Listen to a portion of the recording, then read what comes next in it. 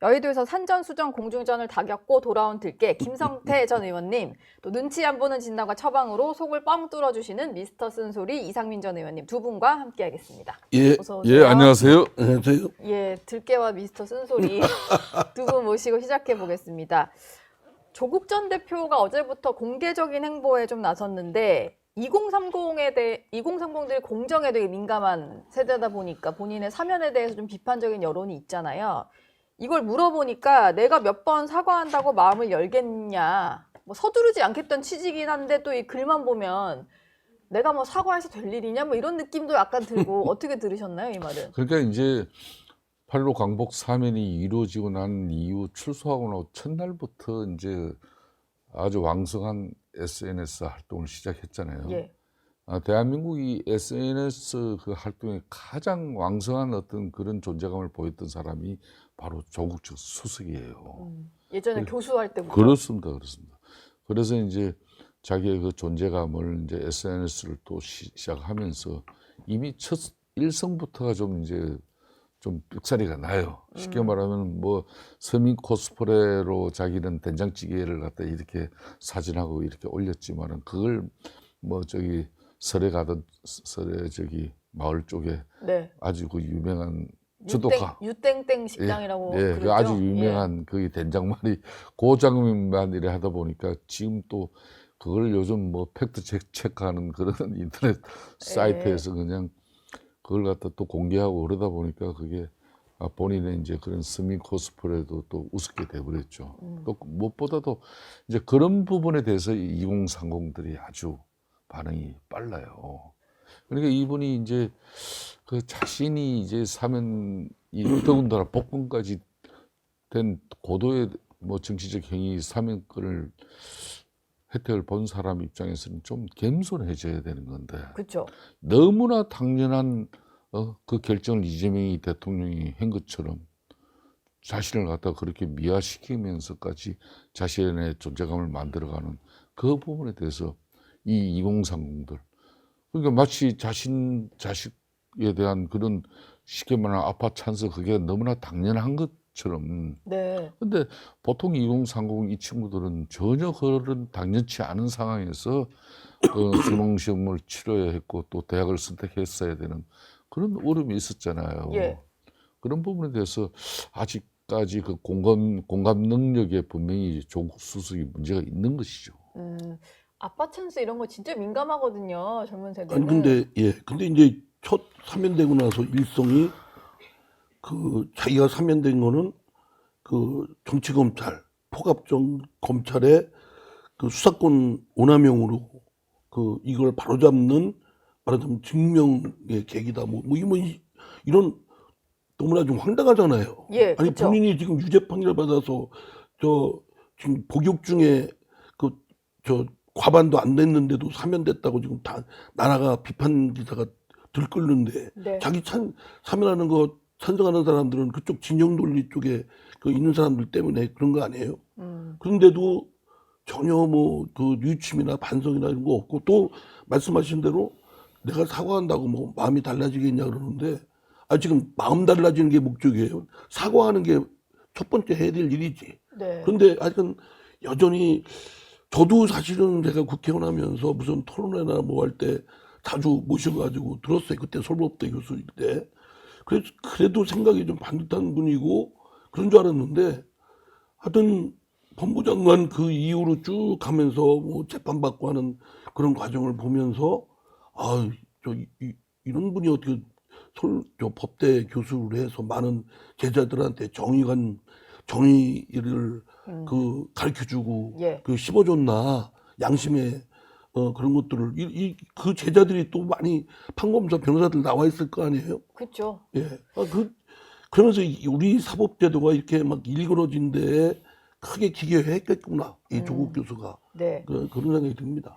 일단 본인의 어떤 혐의에 대해서는 끝까지 뭐 인정하거나 뭐 반성하거나 이런 모습은 좀 아니었던 것 같아요. 뭐 일부 이제 자녀의 인턴 기간을 제대로 못 채운 부분 뭐 이런 정도는 인정을 하는 것 같은데 표창장 관련해서도 표창장 관련 관계자들이 증언하거나 이런 경우는 재심이 될 수 있다 이런 발언까지 좀 하더라고요. 그러니까 이제 뭐 대한민국 사법 체계의 이 재심 제도라는 걸 조국 전 수석을 위한 그런 재심 뭐 청구 제도는 아니에요. 예, 너무 그러면 법을 좀 안다는 사람이 그런 자신의 그런 내용을 가지고 재심 청구 대상 요건을 만들어서 그걸 말 추진한다 그러면 그야말로 이재명 대통령과 조국이 정치적으로 협잡을 한 거죠. 그러면 그거야말로 특혜입니다, 특혜. 예. 예? 일반 국민들이나 뭐 정치인들 중에도 정말 억울하게 검찰 뭐 잘못된 그런 수사 그런 오남용에 대해서 피해를 입은 사람들이 정말 많아요. 그런 측면에서 지금 조국 수석은 조직질이에요, 이분은. 예. 근데 말도 안 되는 그런 재심 이야기를 그렇게 쉽게 꺼낸다는 것 자체가 그만큼 대한민국이 그냥 우습게 보이는 거예요. 이 사람들이 지금 이재명 대통령 정권 잡고 자기가 나오니까 예. 마치 그냥 독립운동하다 나온 사람처럼 말이에요. 그런 자신을 갖다 이 자신의 존재감을 저런 식으로 미화시키고 포장한다는 것은 국민 정서에 대단히 맞지 않아요. 그러다 보니까 지금 이재명 대통령이 2주 만에 거의 10% 넘게 지금 지지율이 빠지잖아요. 네, 지지율이 정청래만 크게 떨어졌죠. 지금 뭐 이재명 대통령 지지율 끌어내린 게 아니에요. 정청래 플러스 가장 핵심 역할을 한 사람이 조국 수석이에요. 윤미향 씨 이런 분들이. 예. 지금 저희가 그 지지율 얘기를 또 이따 잠깐 해보도록 하겠고요. 지지율이 워낙 큰 폭으로 떨어져서 조국 전 대표 같은 경우는 이제 다음 지방선거 때 본인이 어떤 식으로든 출마하겠다라는 거 공식화했는데 선택지가 좀 여러 가지입니다. 뭐 서울시장을 나올 수도 있을 것 같고 고향이 부산이다 보니까 부산시장 얘기도 나오고 그리고 일단 원내에 다시 입성을 하려면은 개항을 출마 얘기도 나오는 것 같아요. 뭐 이상민 의원님 보시기에는 좀 어떤 쪽을 추천하시겠어요? 뭐 여러 가지 정치적 유불리를 따지겠지만 제가 볼 땐 지방선거에 그에 나오는 것보다는 보궐선거에 나오지 않을까. 보궐선거. 예. 그래서 이제 어디 뭐 이제 국회의원 하면서 아마 이제 본인은 지금 굉장히 업데이트될 거 아니겠어요? 말하는 거 이렇게 그래 행간의 위를 들으면 굉장히 아주 그 거의 뭐 소영웅 심리에 사로잡혀 있어가지고 본인이 다음 대통령은 자기다라고 생각하는 것 같아요. 네. 그러면은 이제 뭐 지방 선거에 뭐 시도지사 나가는 것보다는 당연히 그 보궐선거에 나가서 정치에 중앙 정치에 뛰어들 텐데 저는 하여튼 조국 장관이 그런 언행들로 인해서 그동안 얼마나 우리 사회를 분열시켰어요. 본인이. 예. 그리고 그런 거에 대한 죄책감이나 반성 이런 거 없이 또 와서 더 오히려 지금 막 그 의기양양하게 뭐 이게 하고 있으니까 참 걱정되는 것이 이제 조국의 그러한 것들에 뭐 매력을 느껴서 이렇게 막 진영 논리로 극단화되는 사람들이 더 치닫지 않을까. 그럼 사회 갈등과 대립은 더 심해지지 않을까. 그럼 본인이 정치하는 의미가 무슨 의미인지 사회에 그냥 쌈판 버려져 가지고 적개심으로 그 복수심을 채우려고 하는 거에 있는 건지 참 매우 실망스럽습니다. 예. 조국 전 대표가 이제 앞으로 어떤 스탠스를 잡을지가 또 중요한 것 같은데. 저는 이유가 두 가지가 있어요. 예. 첫 번째 하나는 그 수많은 사법 리스크를 극복하고 대통령까지 거머쥔 이재명 대통령이라는 사람이 있지 않냐. 예. 그런 측면에서 나는 한마디로 윤석열 검찰총장에게 자기는 정치적 보복을 당한 그런 억울한 희생양이다. 그런 나가 왜 이재명 대통령보다 더하면 더했지 내가 그 길을 가겠다 이제 그런 거예요. 그렇게 이제 비교하자면 혐의가 조금 더 자기가 그러면 가볍다 이런 이거는 건가요? 혐의도 아니라고 생각을 하는 예. 거죠. 속담에 이런 말이 있지 않습니까? 떡줄 사람은 생각도 안 나는데 김치국부터 마신다는 네. 그 말이 딱 조국 지금 수석에게 제대로 어울리는 말이에요. 국민들은 생각도 안 하는데 벌써. 그러니까 본인이 정치적으로 이미 이제 그 정치적으로 자기가 그러면 국민들한테 한번 심판받고 인정받겠다는 것은 지난번 작년 4월 이제 총선에서 비례정당이지만은 그 자기가 정치적 선택이 이미 성공을 한 거예요. 네. 그런데 국민들이 할 일 없다고 그러니까 법적 처분받고 그냥 행량도 3분의 1밖에 안 살고 나와가지고 특별사면 되고 거기다 복권까지 된 그 조국 수석에게 국민들이 뭐 지금 이제 내년 6.3 지방선거든 안 그러면 뭐 보궐선거든 그냥 조국 전 수석만 서면은 그냥 기다렸던 듯이 그냥 선택해 줄 거라는 그 망상 자체가 지금 현재 윤석열 전 대통령하고 무슨 별반 차이가 있냐고요. 예. 지금 이제 조국 혁신당의 행보를 보면 대선 때 후보 안 냈었고요. 여러 가지 민주당을 좀 의식해서 뭐 후보를 내거나 안 내거나 이렇게 좀 행보를 했던 것 같은데 이번 지방선거에는 확실히 본인도 어떤 보궐선거든 아니면 지방선거 후보로든 출마 의사를 밝힌 거고. 그리고 지분도 요구하겠죠.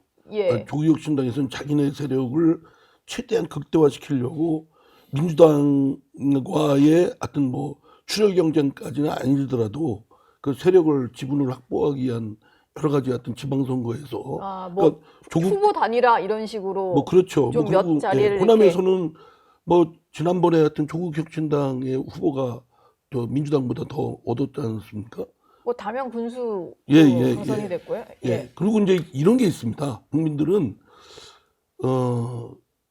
민주당도 싫고 국민의힘도 싫고 또는 이재명도 싫고 저 윤석열도 싫고 그럼 누가 없을까? 뭐 이런 제3의 을 찾는 갈증이 좀 있어요. 예. 뭐 조국 장관이 마음에 들기보다는 아유 이재명 아유 더 이상 뭐 거긴 또 대통령까지 됐고 그리고 이제 그 세력은 더 저기 하고 다른 사람 없을까 이런 거를 비집고 아마 그렇게 하지 않을까. 예. 지금 그러다 보니까 벌써 당내에서는 박지원 의원 같은 경우가 가장 적극적으로 지방선거 전에 합당을 해야지 조국혁신당의 미래가 있다 뭐 이런 얘기를 좀 하거든요. 그러니까 이재명 대통령이 이번에 8.15 광복절 사면에 있어가지고 조국 수석 사면에 대해서 민주당 내적으로도 이미 그 사면은 너무 섣불러다. 예. 물론 뭐 행식은 8.15 광복절 사면 그러니까 첫 사면이기 때문에 국민 통합을 염두에 두기 때문에 민생 경제 사법 위주로 해야 된다. 역대 대통령들도 첫 사면에서는 정치인은 정치적인 판단은 배제한 거거든요. 그렇죠. 그런 측면에서 그런 이야기를 하면서 제가 알기로도 민주당 의원들이 용산 대통령실에다 그 의견을 많이 냈어요. 그럼에도 선택한 이유는 이재명 대통령이 첫 번째는 당내 역학구도적인 측면에서 본인이 원치 않는 지금 당대표, 정청래 대표가 됐단 말이에요. 그게 민주당 내적이든 민주당 우호 진영이든 여기에서 견제할 수 있는 카드가 있어야 된다. 네. 그런 측면이 분명히 하나가 있는 것이고 또 하나는 지금 이제 조국에게 쉽게 말하면 이재명 대통령은 엄청난 빚을 당긴 거죠. 당신 나한테 빚졌어. 당신 사면 복권 다 시켰어. 그리고 이제 문재인 전 대통령이나 그리고 우원식 국회의장 그런 사람들 당신들 나한테 사면 요구 강하게 요구했는데 우원식 국회의장 국회 서열 넘버 대한민국 어전 서열 넘버 2가 헌정 역사상 유례가 없이 처음으로 그냥 현직 국회의장이 구치소까지가 면회를 해가지고 특별 면회해가지고 그거는 이재명 대통령에게 이 사람 사면 시키라는 압박 아니겠습니까? 예. 문재인 전 대통령도 마찬가지거든. 8.15 뭐 강복절 국민인명시인가 뭔가 하는데 네. 뭐 우상호 정무수석 보내서 정중한 초청 그것까지는 좋아요. 근데 그 자리가 그냥 문재인 대통령은 조국 그냥 사면을 사면시키라. 요청하는 자리가 그리고 되고. 그런 내용이 어떻게 그 언론에 공개가 될 수 있냐. 이거 언론 네. 플레이를 한 거죠. 네. 어느 쪽이든. 자, 그런 사람에 대해서 이제 자 분명히 나는 당신들 이야기한 걸 내가 다 이제 빚을 갚았다. 나는 이제 채무가 없다. 그런 이제 입장이고 제일 중요한 것은 이제 내년 6.3 지방선거를 앞두고 좀 전에 이상민 우리 위원장님 말씀이 있었습니다만은 그러니까 이게 조국도 당이 호남에는 전부 다 후보를 내고 하면은 분명히 이게 또 민심이 이반돼요. 네. 예? 혼란이 온다는 거예요. 네. 그러니까 그런 측면에서 일찌감치 단둘이를 하는 거죠. 아, 단도리를 예. 흩어지지 말고 그냥 당 뭉쳐서 가자. 조국혁신당이 호남에서는 좀 위협적일 수 있으니까 뭐 그런 얘기가 나오는 거군요. 그런 거죠. 아까 지지율 얘기를 하셔서 지지율 하락에 대한 얘기로 좀 넘어가 보겠습니다. 이재명 대통령의 국정수행 지지율이 지난주보다도 5.4%포인트 떨어지면서 취임 후에 가장 낮은 이제 51.1%를 기록을 했는데 낙폭이 좀 10%가 넘게 네. 떨어지다 보니까 가장 큰 이유는 뭐라고 생각하세요? 아무래도 뭐 8.15 그 광복 특사를 조국 더 국민 감정을 건드리는 건 윤미향 전 의원일 겁니다. 굳이 광복절에 예, 그런 혐의를 받는 예, 사람을 그러니까 예. 공분을 느끼는 거 아니에요? 그 어려운 혐의도 위안부 아니네요. 확정된 혐의니까. 할머니들 예. 그 돈을 뭐 횡령하고 뭐 이런 걸로 비리 의혹에 휩싸인 전직 의원을 아니 그리고 무슨 그 사람이 지금 이 시대 상황에 무슨 꼭 나와서 있어야 될 그런 상황도 아닌데 네. 막 어쩌면 옹고집 부리면서 윤미향 씨를 특별사면했단 말이에요. 그런 것들에 대한 국민들이 보실 때는 여론도 굉장히 악화됐는데 완전히 국민을 우습게 하는구나. 뭐 도대체 국민 날개를 깔아뭉개는구나. 그게 이제 누적되어 온 것이 표출됐다고 저는 봅니다. 뭐 김민석 총리를 후보자로 지명하는 것부터 또 이재명 정권의 그 장관들 저 첫 일기 내각의 장관들이 여러 보면은 기대도 좀 사람들이 많이 한 것 같은데 알고 봤더니 까니까 너무나 막 형편없는 사람들이 질비하게 있고 그러면서 이제 야 이거 이재명 여기도 진짜 뭐 관세 협상도 뭐 준비돼 있다고 하더니 허둥지둥 안절부절하면서 뭐 하나 내놓는 것도 없고 한미 정상회담도 뭐 트럼프 대통령한테 끌려다니고 있는 것 같고 뭐 여기 지금 안보 문제도 지금 미국에 뭐 이렇게 그 끌려다가 있는 것 같고 이게 도대체 이재명 정권이 네. 이게 뭐 문제는 있는데 유능하다고 했다는 것도 이것도 허탕이고 뭐 이런 것들에 대한 이재명 정권의 본색을 일찍 좀 깨달은 거 아닌가. 뭐 하나가 딱 예. 촉발을 시키긴 했지만 특히 그 광복절 특사가 촉발시키긴 했지만 좀 예. 쌓여온 것들이 이제 나타나는 그러면서 거다. 국민들을 무시하는구나. 그리고 국민들의 뜻을 이 사람들 진짜 이렇게 놔두면 완전히 깔아뭉개겠구나라는 생각들을 위협감도 느꼈을 겁니다. 예. 당 지지율을 또 들어가서 살펴보면 민주당과 국민의힘 지지율 격차가 3.2%포인트인데 같은 조사 내에서는 12주 만에 양당 격차가 오차 범위 내로 좁혀진 거거든요. 그러니까 저거는 이제 국민의힘이 잘했다기보다는 민주당이 좀 반대급부죠. 예, 반대급부로 좀 오르고 내리고 이랬던 것 같아요. 근데 눈에 띄는 것은 저희가 저게 5% 이상의 어떤 정당만 기재를 한 거라서 나머지 정당이 없는 걸 설명을 드리고요. 조국 혁신당이 오히려 올라가지고 5.7%를 기록을 했거든요. 민주당 입장에서는 조국 사면의 여파로 본인들은 이제 저렇게 지지율이 급락을 하고 조국 혁신당은 또 올랐어요. 그렇습니다. 전 대표가 나오니까. 그러니까 이제 이재명 대통령의 국정 운영 지지율도 그러니까 이제 흐름은 기간을 갖다 2달 만에 이제 이걸 끝낸 것이고 그리고 이제 그동안 이제 상법 개정이다, 세제 개편이다, 뭐 세제 개편 통해서 대주주 양대수 기준 뭐 이런 걸 손을 대버렸지 않습니까? 네. 그리고 노란 봉투법 이런 걸 일사천리로 그냥 여전히 그냥 이재명 대통령 앞으로 이제 정치를 갖다 복원시켜서 협치를 통해서 국정 운영을 원만하게 잘 하겠다. 이래놓고는 실질적으로 친정집은 이전과 아무런 뭐 변화가 없이 그대로 하고 있잖아요. 예. 그대 입법 권력의 전횡과 독단이 이어지고 있는 거거든요. 그런 상황에서 그냥 내란 세력 척결 그 구호만 외쳐대면은 모든 게 그렇게 뭐 국정이든 뭐 인사 난맥상을 보이면서까지 이렇게 뭐 자기네들 막 해도 그냥 절대적으로 국민의힘보다는 자신네들의 지지율도 높을 것이고 대통령 지지율도 잘 유지할 수 있을 것이다.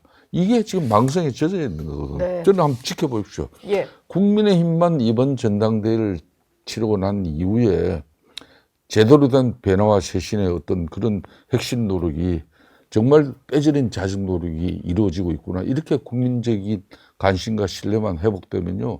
이재명 접근의 국정 운영이나 민주당의 지지율은 뭐 곤두박질 칠 겁니다. 예.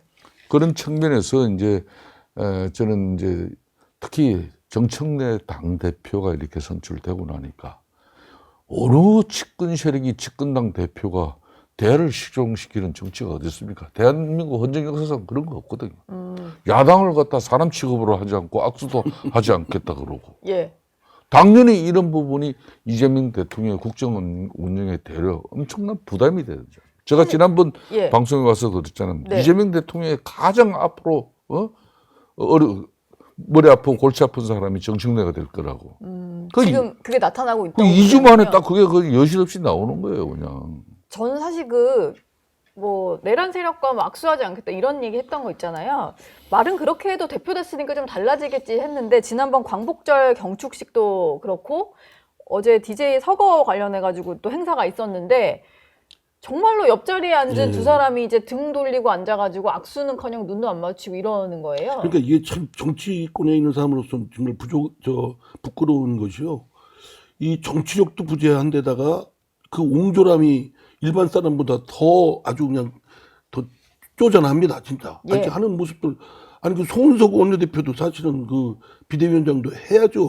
아니, 그 만약에 다 사람 쳐다보는데 본인이 악수 청하는데 정청래가 거절하면 정청래 민주당만 박살나는 거죠. 그게 또 그림 괜찮은 그렇죠. 거 그렇게 아니에요? 오히려 예. 그렇게 해야 되는데 네. 진짜 무슨 그 옹졸한 무슨 경기대회 하듯이 그런 모습을 국민들한테 보이니까 정말 짜증나지 않겠습니까? 보기 좀 민망해요. 예, 근데 더구나 특히 집권 여당의 대표는 아니 남을 위해서 뭐 악수하고 인사하고 하는 게 아니라 그 집권 세력의 성과를 위해서 또 이재명 정권의 성과를 위해서 야당을 구슬리고 하기 위해서 이렇게 악수도 하고 배려도 하고 들어줄 것 또 딜도 하고 이러는 거거든요. 예.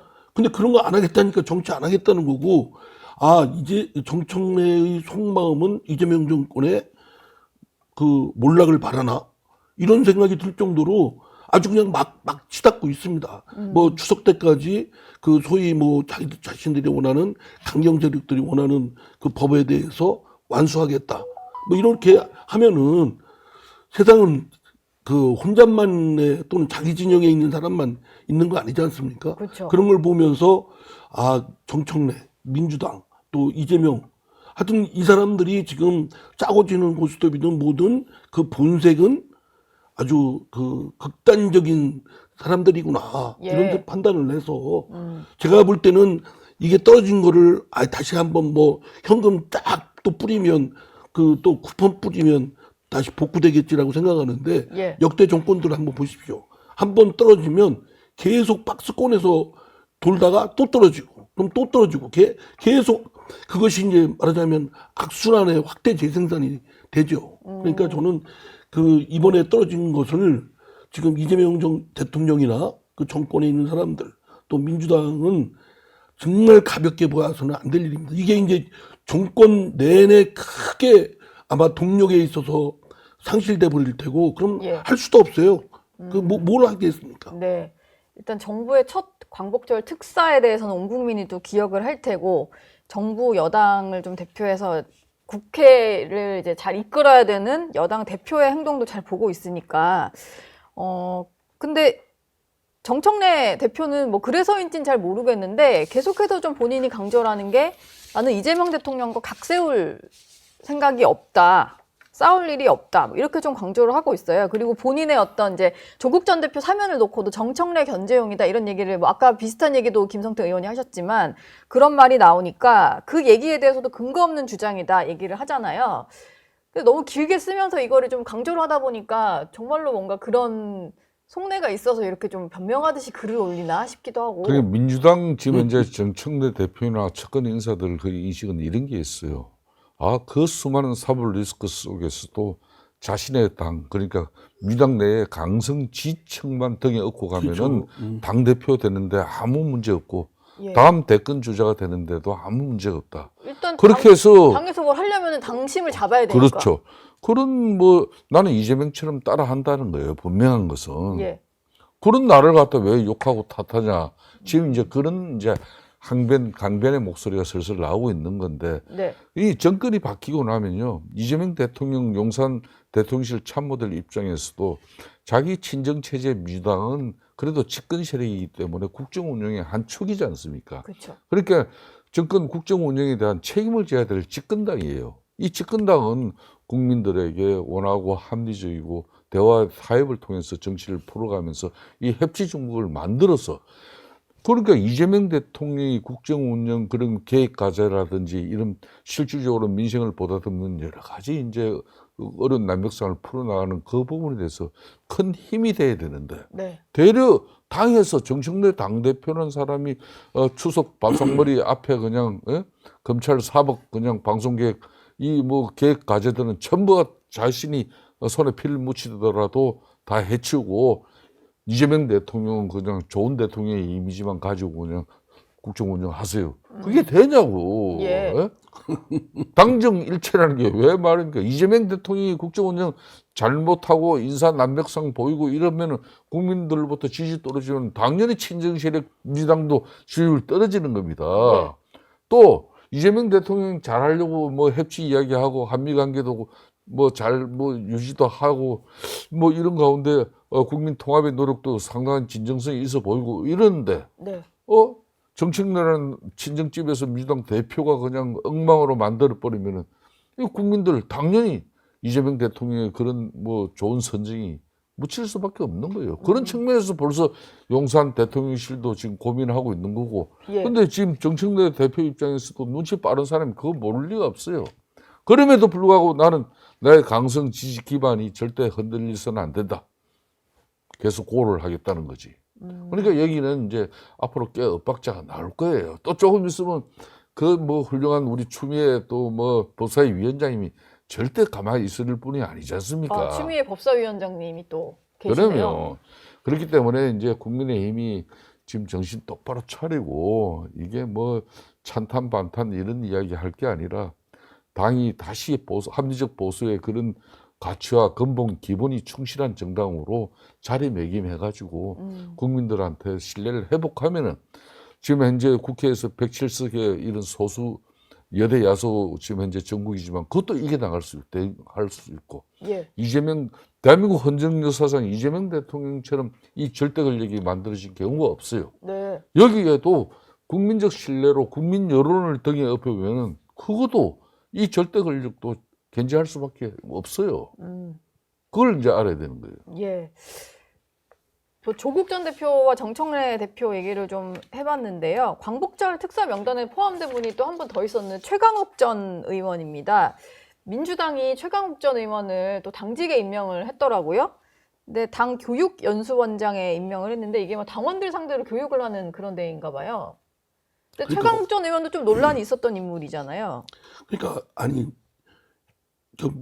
뭘 교육시키겠어요. 그리고 예. 본인이 살아온 역정이 정말 잘 싸우는 법 이런 거? 솔선수범을 보여서 당원들한테 그렇게 하라는 건지 뭐 그 수준이니까 뭐 더 이상 그 얘기를 해봤자 참 저기 할 것 같고요. 네. 지금 민주당의 말씀한 대로 이재명 대통령으로부터 비롯해서 전체 민주당의 그런 도덕적 수준이나 윤리 수준이나 또는 국민과의 공감 어떤 감수성 뭐 이런 것들은 저 바닥이라고 봐야 될 겁니다. 네. 그런데도 사실은 그 상대 세력인 국민의힘이 그를 압도할 만한 어떤 우월한 리더십을 보이고 좀 제대로 된 정치력을 보이고 그러면 지금 말씀하신 대로 뭐 여론뿐만 아니라 여러 가지에서 선거에서도 승리할 수 있는데 지금 그런 원인을 어쩌면 그 토양을 만들어준 역할에 크게 기여한 게 국민의힘이에요. 네. 국민의힘이 무기력하고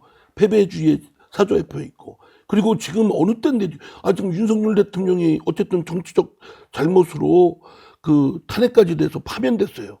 그런 상황에 지금도 뭐 탄핵을 찬성하니 반대하느니 또는 전화기라는 뜬금없는 사람이 나와가지고 아니 국민의힘에 언제 이 사람이 뭘 했어요? 와가지고 완전 휴적고 입당한 지 다니면서 얼마도 안 됐는데. 그리고 네. 거기를 뭐 전화기를 뭐 잘 모셔야 되느니 안 모셔야 되느니 그러니까 국민들이 볼 때는 한심한 거죠. 그러니까 그냥 최악 중에서 그냥 뭐 이재명 뭐 민주당 이러는 상황인데 지금 말씀한 대로 우리가 반사적 이익을 얻고자 국민의힘이 얻고자 하는데 목표 두는 게 아니라 예. 대한민국의 그 공당으로서 정치를 이왕한다고 한다면 대한민국의 정치를 바꿔놔야 되고 그렇게 개혁하는데 국민의힘이 솔선수범하는 리더십을 보여야 된다고 생각합니다. 그래서 이번 전당대회 때 누가 되더라도 네. 하여튼 국민들께 이 변화와 쇄신한다는 모습을 처절하게 보여야 되는데 제가 이제 국민의힘의 지금 시당위원장을 맡고 있는 입장에서 이렇게 보면은 아직 멀었어요. 아직 멀었어요. 그게 뭐냐면 간절함, 처절함, 절박감 이런 것들이 뭐 현역 의원들은 물론이고 현역 의원들도 보면 뭐 법안이 마음에 드는 게 아니고 일방적으로 민주당이 통과시키려고 그러면 뭐 몇 마디 하다가 퇴장해 버려요. 네. 그리고 통과되고 뭐 상임위든 본회의든 그리고 나서 저 로텐더홀에서 피켓팅하고 그다음에 구호회 치다가 또 헤어지고 뭐 이런 게 계속 반복되니까 국민들이 마음을 줄 수 있겠습니까? 네. 그래서 근성을 갖고 절박감과 치열함을 갖고 사실 다시 한번 저 일어서겠다 이 각오로 국회의원들부터 또 저 지방에 있는 의원들까지 무장이 돼야 된다고 생각합니다. 지금 그래도 특검이 당사 압수수색 한다라고 하니까 뭐 철야 농성 비슷하게 해서 당사로 모이고 뭐 이런 걸 하던데 들깨 입장에서 보시기에요. 원내대표 하실 때 엄청나게 좀 강하게 야당으로서 맞서 싸우셨었잖아요. 단식 투쟁하셨죠. 예, 단식 투쟁도 하시고 뭐 지금 보시기에 그 야당의 어떤 대응 전략 괜찮은 것 같으신가요? 그때도 이제 박근혜 전 대통령 탄핵 이후에 또 지방선거까지 지고 난 이후에 흔히 말해 지나가는 개도소도 그때 우리를 쳐다보지 않을 때예요. 그러니까 10% 이하의 정당 지지율을 가지고 있을 때인데 그때 문재인 정권은 촛불 민주주의 정권이라고 자신의 정권의 그런 정당성, 당위성을 갖다가 외치고 있었지만 막상 더루킹 일당들과 댓글 조작을 통해서 국민들의 마음을 도둑질한 정권이 바로 문재인 정권이라는 게 그 드루킹 특검을 통해서 밝혀졌잖아요. 예. 뭐 물론 뭐 저도 그때 뭐 10일 동안의 그 단식이 저 몸을 엄청 상하게 하고 엄청난 또 저 정치적으로는 뭐 저의 어려운 시간도 있었지만은 네.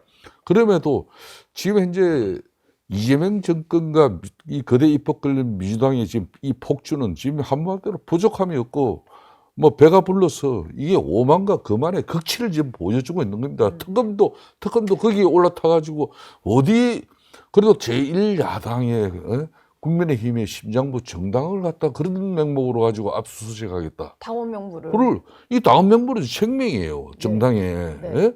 그 숨통을 갖다 끊어놓겠다고 그 전산 서버를 갖다 다 달라. 이거는 야당 탄압이고 말살이죠. 네. 여기에 당연히 지금 이제 당권 주자들이고 최고위원들이고 다 혼연일체돼서 그걸 일단 막아야 되는 거죠.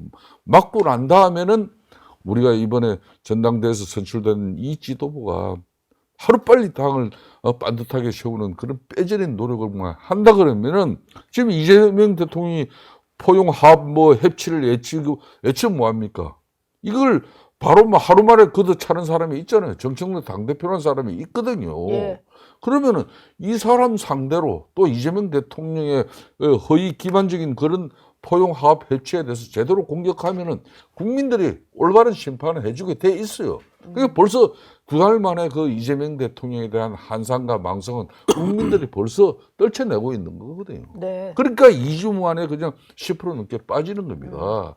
그래서 저는 뭐 지금까지 이재명 뭐 대통령이 자신이 뭐 민주당하고 잘해가지고 대통령 된 사람이 아니지 않습니까? 네. 그런 만큼 그걸 우리가 반면교사 그리고 이제 저희들이 뭐 그런 참 엄청난 변화의 노력만 가지고 이렇게 한다 그러면 저는 진짜 이 이재명 대통령의 절대 권력을 견제해 줄 수 있는 사람은 국민들밖에 없어요. 국민들밖에 없다. 그 국민들이 다시 지금 이제 눈을 똑바로 지금 지켜보고 있는 겁니다. 예. 지금 아까 당원 명부 보는 그 특검이 하는 거는요. 저 진짜 제가 법률가로서 봐도 진짜 불법입니다. 왜냐하면 그 당원 명부는 말하자면 기업으로 말하면 영업 비밀이에요. 핵심 비밀. 예. 그러니까 정치 활동하는데 당원 명부를 누구나 하는 거는 그거는 그렇게 본질적인 정당 활동의 본질적인 내용에 속하기 때문에 특검이 아무리 뭐 저기 한다 그래도 그렇게 안 됩니다. 네. 더구나 거기는 그 보려고 하는 이유는 그 말하자면 군천 뭐 비리와 관련해서 통일교 쪽에서 대거 입당시켜가지고 집단 있다. 가입했는지. 그러면 통일교인지 아닌지를 확인하겠다는 거거든요. 네. 당원 명부 어디에도 어디 종교, 뭐 기독교든 불교든 이런 거 하는 곳이 없습니다.